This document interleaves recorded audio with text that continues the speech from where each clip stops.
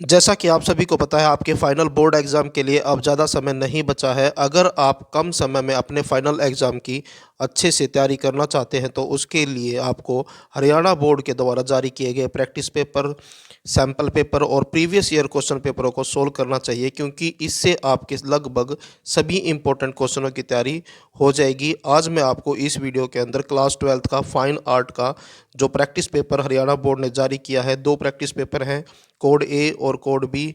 इस वीडियो के अंदर मैं आपको कोड ए का कंप्लीट सॉल्यूशन दिखाऊंगा। वीडियो अच्छी लगे तो लाइक करें, चैनल को सब्सक्राइब करके ऑल के बटन के ऊपर क्लिक कर लें, ताकि जब कोड बी का सॉल्यूशन मैं अपलोड करूं तो आपको उसका नोटिफिकेशन मिल जाए। अब क्वेश्चन पेपर को देखते हैं। ये है वो प्रैक्टिस पेपर जो हरियाणा बोर्ड ने जारी किया है, class 12th practice paper 2022-23 code A, और जो सब्जेक्ट है वो फाइन आर्ट है। टाइम मिलेगा आपको क्वेश्चन पेपर को सोल्व करने का 2.5 घंटे, और जो आपका क्वेश्चन पेपर आएगा वो 30 नंबर का है।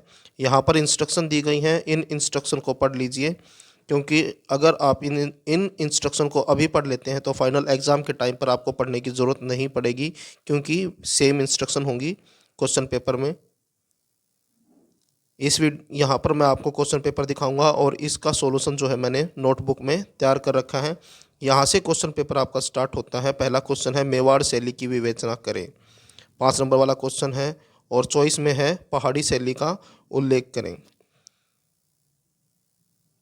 यहाँ पर मैं आपको क्वेश्चन पेपर दिखाता हूँ, और नोटबुक में मैंने इसका कंप्लीट सॉल्यूशन तैयार कर रखा है, बाद में मैं आपको वो दिखाऊंगा।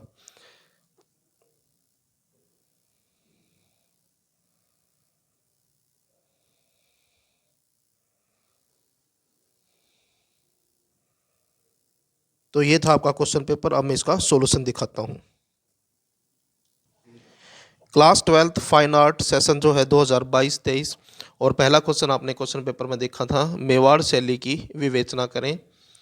आंसर देखें, यह राजस्थान की चित्रकला की मूल व सबसे प्राचीन शैली है। इस चित्र शैली का आरंभ महाराणा कुंभा के काल से हुआ, इसलिए महाराणा कुंभा को राजस्थान में चित्रकला का जनक कहा जाता है। इस शैली का सर्वाधिक विकास अमर सिंह प्रथम व जगत सिंह प्रथम के काल में हुआ। मेवाड़ शैली चित्रकला की सर्वाधिक प्राचीन शैली है।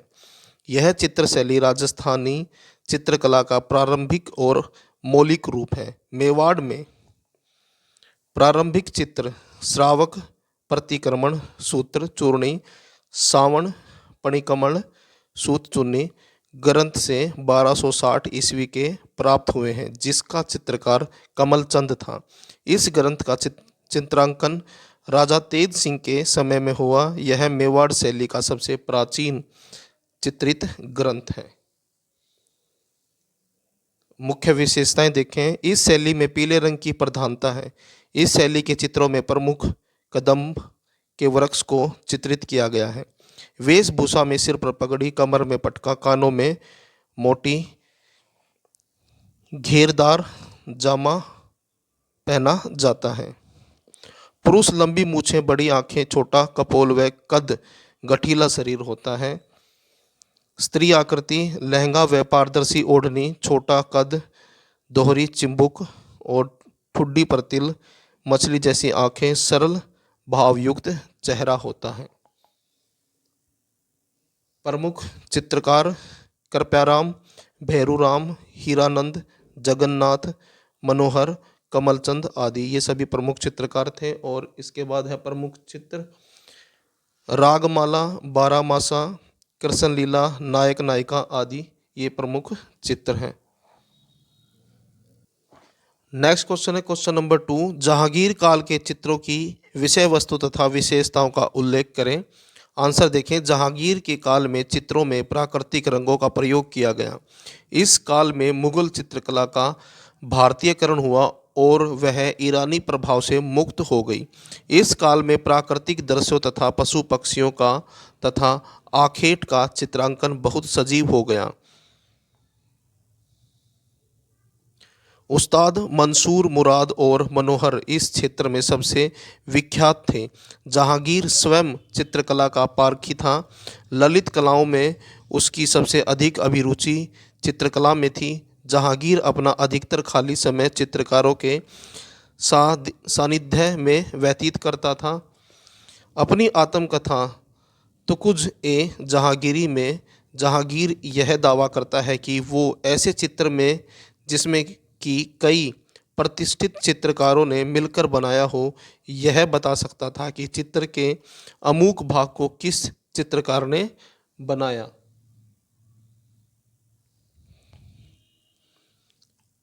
है। जहांगीर काल में प्रसिद्ध चित्रों की ऐसी अनुकृतियां तैयार की गई जो कि मूल चित्रों से इतना मेल खाती थी कि उनमें आपस में अंतर करना मुश्किल हो जाता था।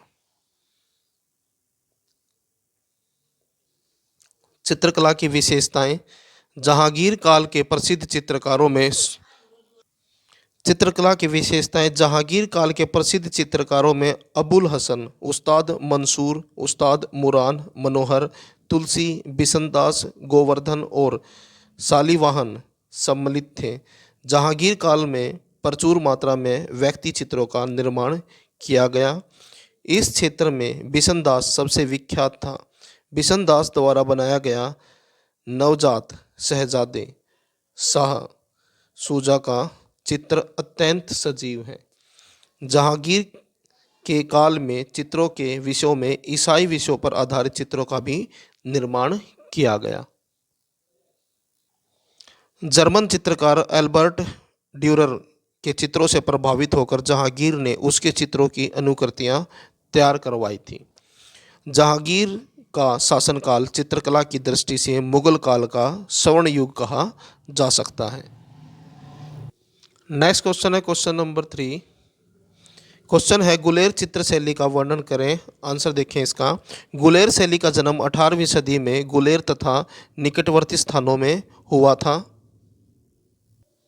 गुलेर कांगड़ा हिमाचल प्रदेश में स्थित है। गुलेरी चित्रकला की पहाड़ी शैली है। शैली के अंतर्गत विकसित एक शैली है जिसके चित्रों का मुख्य विषय रामायण तथा महाभारत की घटनाएं रही हैं। गुलेरी शैली में इनका इतना सशक्त एवं सजीव रेखांकन किया गया है कि मानव आकृतियों के अंग प्रत्यंग अपनी स्वाभाविकता से दृष्टिगोचर होते हैं। गुलेरी चित्रकला शैली में निर्मित चित्रों में संतुलन तथा गतिमयता का भाव परिलक्षित होता है। गुलेर चित्र की मुख्य विशेषता कृष्ण और राधा की प्रेम कथा है। यह प्रेम कथा आज भी दिव्य प्रेम के रूप में मानी जाती है। गुलेर चित्रकला में माणक, पौत्रोफतु, सुशाला, कामा, गोडू, निक्का और रांझा आदि चित्रकारों ने चित्रकारी के विकास में महत्वपूर्ण भूमिका निभाई है।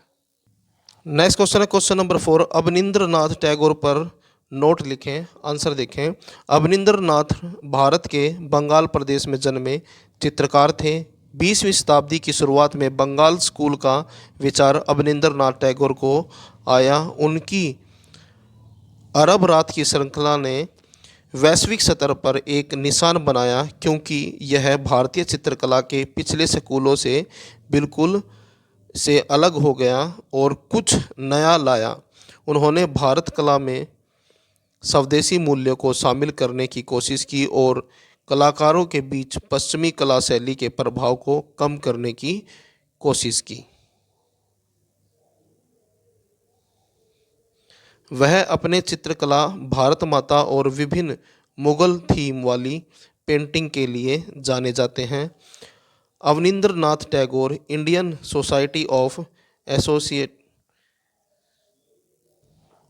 ओरिएंटल आर्ट के मुख्य चित्रकार और संस्थापक थे। भारतीय कला में स्वदेशी मूल्यों के वे पहले सबसे बड़े समर्थक थे। इस प्रकार उन्होंने बंगाल स्कूल ऑफ आर्ट की स्थापना में अति महत्वपूर्ण भूमिका निभाई जिससे आधुनिक भारतीय चित्रकारी का विकास हुआ। एक चित्रकार के साथ साथ वे बंगाल बाल साहित्य के प्रख्यात लेखक भी थे। वे अबन ठाकुर के नाम से प्रसिद्ध थे और उनकी पुस्तकें जैसे राज कहानी, बूढ़ो आंगला, नलक, खिरेर पुतुल बांग्ला बाल साहित्य में महत्वपूर्ण स्थान रखती हैं। नेक्स्ट क्वेश्चन है क्वेश्चन नंबर 5। दक्कन शैली की 4 विशेषताएं लिखें। आंसर देखें। नंबर 1, दक्कन चित्रकला एक स्वदेशी और विदेशी कला रूपों का एक अवधारणात्मक अत्यधिक एकीकृत विलय है। दक्कनी रंग समृद्ध और चमकदार होते हैं और बहुत अधिक उपयोग सोने और सफ़ेद रंग का होता है। चित्रकला की इस शैली में दक्कनी वस्त्रों का बहुत विस्तार से प्रतिनिधित्व किया गया था। और नंबर 4 है, दक्कन संप्रदाय ने जटिल रचना पर जोर दिया और एक अद्भुत माहौल बनाने की कोशिश की, जिसे हमेशा एक प्राकृतिक और जीवंत शैली में प्रस्तुत किया गया। नेक्स्ट क्वेश्चन है क्वेश्चन नंबर 6, अमृता शेरगिल द्वारा रचित चित्र 3 युवतियों पर संक्षिप्त नोट लिखें। आंसर देखें।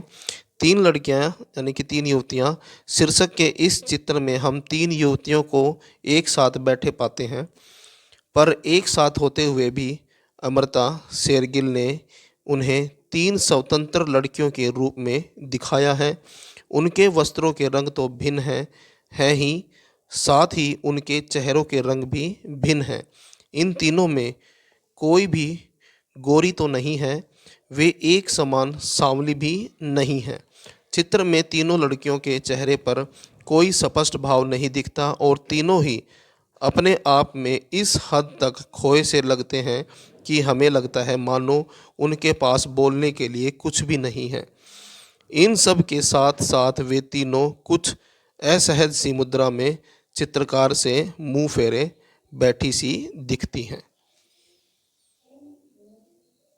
नेक्स्ट क्वेश्चन है क्वेश्चन नंबर 7, रविंद्रनाथ टैगोर रचित चित्र वुमन फेस पेंटिंग पर संक्षिप्त नोट लिखें। आंसर देखें। रविंद्रनाथ टैगोर वुमन फेस चित्रित करने वाले कलाकार हैं। उन्होंने हल्के गुलाबी और भूरे रंग की स्याही का प्रयोग किया है। इस पेंटिंग में महिला के सिर को साड़ी से ढका गया है। उसके होठ इस तरह खिंचे हुए हैं मानो वह कुछ कानाफूसी करने वाली है। औरत के चेहरे को हल्के रंगों द्वारा प्रदर्शित किया गया है जो उसकी उदासी को दिखाता है। यहाँ से आपके एमसीक्यू वाले और एक एक नंबर वाले एक सेंटेंस में लिखने वाले क्वेश्चन हैं। पहला क्वेश्चन है इसमें क्वेश्चन नंबर 8 है, बनी ठनी पेंटिंग किस उपशैली में बनी है? तो आंसर है इसका किशनगढ़ शैली में। उसके बाद है, पोथी चित्रण में कौन से रंग प्रयोग किए गए थे? तो इसका आंसर है जल रंग यानी कि वाटर कलर का यूज किया गया था। नेक्स्ट क्वेश्चन है, किस चित्र शैली में बहुमूल्य पत्थरों का प्रयोग किया गया?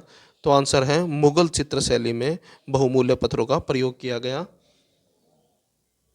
नेक्स्ट क्वेश्चन है क्वेश्चन नंबर 11, दक्कन शैली की उपशैलियाँ कौन सी हैं?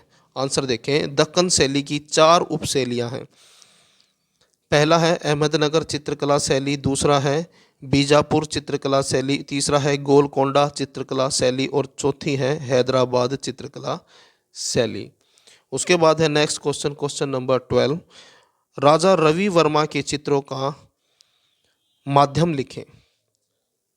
आंसर देखें। 20वीं सदी में केवल राजा रवि वर्मा ही एकमात्र ऐसे भारतीय चित्रकार थे जिन्होंने ऑयल पेंटिंग आती थी, यानी कि माध्यम था जो था चित्रों का वो था ऑयल पेंटिंग, यानी कि तेल से पेंटिंग बनाते थे।